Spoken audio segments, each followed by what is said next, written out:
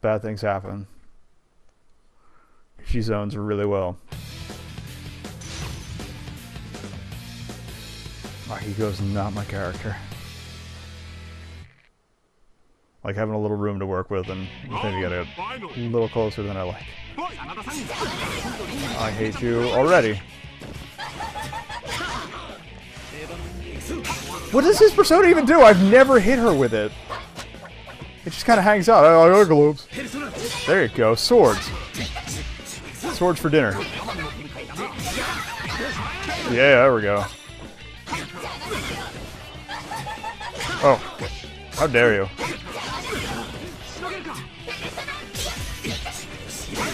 Oh my god, this persona sucks. Everything sucks. Use the knife, buddy.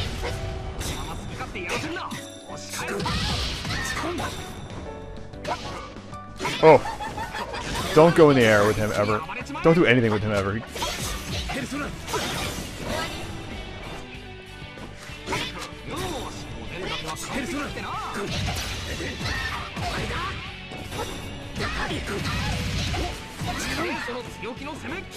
Oh. Can we salvage this? No. Maybe. Oh. And now I'm getting corner cheese again. And it's over. Finally. Criminy. Ugh. Yeah, he's not my boy. Stick with Chie and Rise. Thank you. Ugh. Ugh. He's got the speed I like, though, so I could probably practice him as a secondary.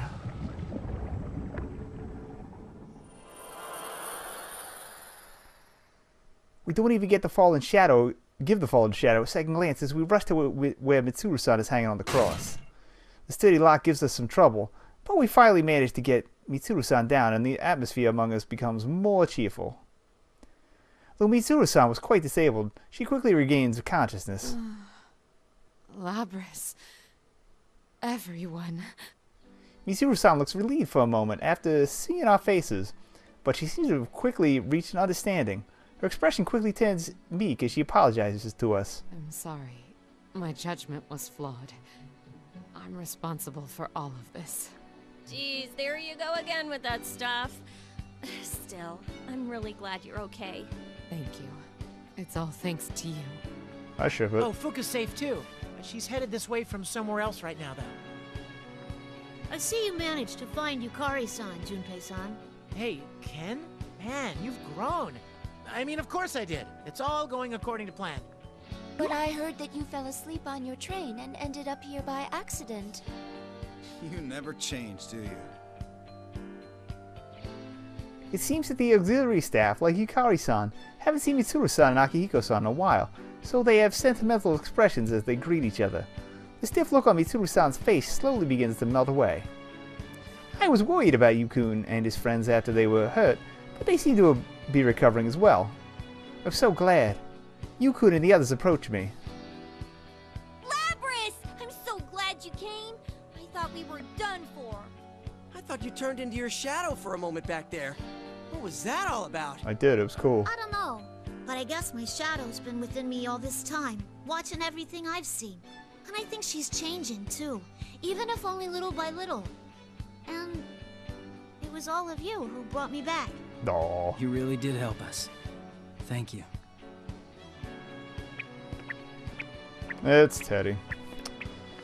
As I'm conversing with everyone from Inaba, I hear some distinctive footsteps. I look towards them and see two shapes running in from beyond the fog. It's Fuka-san and Teddy. It'll be reassuring to have Fuka-san with us, since she's great at supporting us with new information. I bet Teddy will help us too, saying things like how he's my knight. I can't help but smile when I hear their voices calling to me. Labi-chan! Thank goodness! I was so worried about you! Labrys, you came to save us, right? Thank you. Whoa, he really is a talking costume. You're not General Teddy, right? Of course I'm not! Look at my fur! It's completely different! It's 100% genuine teddy fur! Koromaru-san says that his is 100% genuine dog fur. Well, yeah. I mean, he's a dog. Hey, what kind of fur is your coat made of, Mitsuru-san? This? Kikuno bought this coat, so... No, let us save the discussion of fur for later. No furs tonight. Mitsuru-san walks toward Yukun and his friends. Seeing the leaders of the Shadow Operatives and the investigation team together like this makes me proud. These two people saved me and gave me a place to belong. Ugh. I want to fight for these people, and that will help me get stronger. Having friends and comrades is truly wonderful. That's what I think. Narukami, I must thank you. It seems we're once again indebted to you. No, I have to apologize for breaking my promise to you. Your people have helped us out too. That's fine. You helped me remember something important.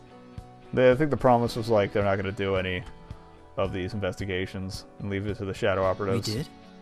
That's right. Because they owed us. Trying to keep danger and death at a distance. Or whatever. Only results in Also, they're somewhat government sanctioned. I knew this when I established the Shadow Operatives, but it seems that I became too focused on thinking only about the present. Mitsuru-san. Allow me to ask for your help now, Narukami. I'd like you and your friends to cooperate with us. We need your assistance to solve this case. Do I really need to answer that? Of course we'll protect Inaba. Yay! Yuku looks straight into Mitsuru-san's eyes as he answers. In a sincere resolve, Mitsuru-san nods cheerfully. Yukun's friends are all smiling too, as if they're agreeing to gladly take on anything that comes their way. By the way, why don't we all compare what we know about the situation? Okay. Oh, you're on the ball, Ken. I was just about to suggest that myself. Yep. Totally. Yeah, right. You're just trying to claim his idea. I mean, seriously. How lame do you have to be to try and steal credit from someone so much younger? Yeah, I ship it. We describe what we've experienced up to this point. Once we have a grasp of that, the topic of our conversations obviously shifted to Sho Minazuki. Minazuki, whatever. Who in the world is that show kid? Didn't he say something about Ikutsuki being his dad? That young man stated that he was the mastermind behind the recent events here in Inaba. He also said that he is Shuji Ikutsuki's son. But the file I was given by Kikuno-san clearly said that Ikutsuki had no family. Well, presumably he had a life before he was the chairman of Gekkoukan High. Couldn't he have had a child during that time? No. Ikutsuki had no family, let alone a child. The only things on his mind were his experiments and the fall. Yeesh, so he was a mad scientist? Oh, don't tell me he was doing human experiments too. Seems like it. He gathered orphans from different areas and performed inhumane research on them to try to artificially induce their personas. Yeah, don't do that. Whoa, seriously? That's messed up. Even after Ergo Research was disbanded, it seems Ikutsuki stole the research data and continued performing such experiments personally. One of those test subjects was named Sho Minazuki. The records state that he was the youngest of the test subjects. An orphan, huh? Did Ikutsuki adopt him? No, Sho Minazuki was nothing more than a favorite subject to Ikutsuki. Test subject? But he's a person! How could he do such a horrible thing? I think we've established that Ikutsuki was kind of a piece of shit. The Kirijo group of the time was an evil place, suffused with his arrogance. It isn't hard to imagine how he was treated with Ikutsuki in charge. Minazuki was raised in a solitary environment, never interacting with anyone. I suspect his experiences from that time greatly affected the development of Minazuki's current personality. You don't say. So that's why he said Ikutsuki was his dad. And he told bad jokes like Ikutsuki too. Hey, that reminds me. In the middle there, he suddenly seemed like a different person. What was that all about? We'd all noticed that. It was so sudden how his personality just switched. That red-haired boy could have split personalities. But the presence that I felt was bothering me a bit. Mitsuru-san, when he reintroduced himself as Minazuki, I sensed some kind of resonation with my plume of dusk. What could that mean? There is no information on that. The same goes for the power he had when his eyes turned red. Perhaps they are a result of Ikutsuki's experimentation. The entirety of the report has not been deciphered, but Ikutsuki's data does mention I kind of hope they do Minazuki decipher that by and the end of the Plume story, Dusk. because Kikuno's decoding it now. I'm a little curious what's up with them. I have it too. Kikuno-san entrusted me with it because it was an emergency. Ah, that's fine. Either way, I was intending to share it with all of you once the report had been completely deciphered. Shuji Ikutsuki, the man who performed a countless number of inhumane experiments at the former Ergo Research, who used Mitsuru-san and the others even while serving as chairman of Gekkoukan High School, and schemed to destroy the world. I can easily imagine how many victims his experiments may have created. I myself am a result of a similar process, after all. So, Shokun is another one of those victims. Hey, when he got all cold and called himself Minazuki, he said that he wasn't after revenge for Ikutsuki, right? Correct. Based on what he said, it seems this Minazuki set this situation in motion to grant the hot-headed boy his wish for immense solitude. Okay. And then he was talking about persona fragments. Gotcha. That's right. He said that he covered the town in this red fog and was carving our personas by making us fight in it. The sense of fatigue we felt when we were on those crosses is most likely part of that same plan. Looks like we completely fell for it. No, you fell off a cliff He said that he'd in a limo. fragments of our personas, You didn't he? really, ask for this. At least half of you did. Well, a third of you. Yes, he's most likely completed that step of the plan. What was that part about awakening something? I mean, I can guess that it's going to be pretty dangerous, but what's he trying to call down? I know nothing about that, but if it's similar to what we encountered at Tartarus, it's nothing welcome. Persona fragments, huh? What in the world is he planning on using them for? We established that, killing everything. Is this all part of what he wants? If we fall silent, full of impatience and uncertainty. On top of all that, the second personality gave us a word of caution as he was leaving. We need to make sure that everybody's safe, as quickly as possible. Oh, that reminds me. Yukiko and the others! That's right! That Minazuki guy said that Yuki-chan and the people with her are in danger! Naoto-san and Kanji-san said that they were going to Junes. According to Junpei-san, supposedly Yukiko-san and Rise-san were at the same location. Huh? Oh, right. But those two said they were gonna go look for Kanji and the others, so I don't think they're still there. They could miss each other. Yes, I'm concerned about them as well. Let's split into two teams. One heads to the top of the tower, while the other searches for Narukami's friends. Gotcha. Yamagishi, perform a search and try to locate them as best you can. Understood. I don't know how well it'll go, but I'll try searching for everyone. We're counting on you. I'm still trying to figure out why this is different. Fukusan closes her eyes and concentrates, summoning a persona to search the surrounding area. Then again, this red fog seems to be able to block the search abilities a little bit, like making Teddy sneeze when he tries to use his keen nose. So there's no knowing how well this will go. There's so much interference. The fog might be getting thicker. Oh! I have 2 readings near Junes. That may be Kanji-kun and Naoto-kun. They seem to be moving towards Junes. And I found another 2 readings in town on the move together. Do you think that's Yukiko and Rise? Oh, I'm so worried. Oh, what the? The entire room shudders immensely, and the building creaks. The one calling himself Minazuki is undoubtedly close to accomplishing his goal. Whatever it is, there isn't much time left for us. We must hurry. Yukari, Iori, Amada, and Koromaru, you're the least wounded. You pursue Minazuki. Can do. Right! I will go with Akihiko and Aigus Sound like one of them said rice. Friends. Understood. Yamagishi, you remain here and back us Yeah, up. this is totally not what happened in the other Group, you're all plot too line. exhausted. I'm really I ask confused. that you remain here and regain your strength. I'll do everything I can to assist you. Whoa, seriously? Will? No, we should stay here. Fukusan needs someone to protect her as well. Hey, what about me?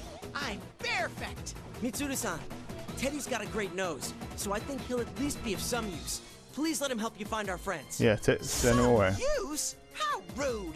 I'm totally useful. My babe Dar is up and running. I see. That's promising. Well then, you can assist us, Teddy. Mitsuru-san, the school and this town have both turned into labyrinths. It would be unproductive for us to search the town all in one group. Yeah, Agus is right. If we're all caught together again, things will get worse. Let's split into 2 teams to search faster. All right, I can provide some guidance as well. Aigis and Teddy, you partner up. Akihiko and I will go together. Once you meet with Narukami's friends, head for Junes. We'll regroup there and secure the area. Okay. Ooh, I get to be alone with Ai-chan? Their bodies were artificial, but their love was real. Okay, I'm in. Please don't have sex with the robot. It's kind of unethical. I can tell that Mitsuru-san's leadership and quick decision-making have given everyone's morale a boost. Of course, her strength stems from her deep care for her friends and comrades. All our anxiety and impatience disappears as if it had never existed, and we're filled with renewed determination. We all wish to protect this world. Mitsuru-san approaches me. Lapis, I should ask you this now. What do you think about that young man, Sho Minazuki? I think he's a dick. I know we can't let him destroy the world and all, but I think he's the same as me. I want to see him one more time and try to talk to him. Just like you all saved me, I want to save Sho.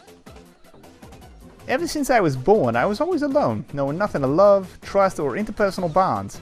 I was taught only how to fight, and I never considered the possibility of befriending anyone.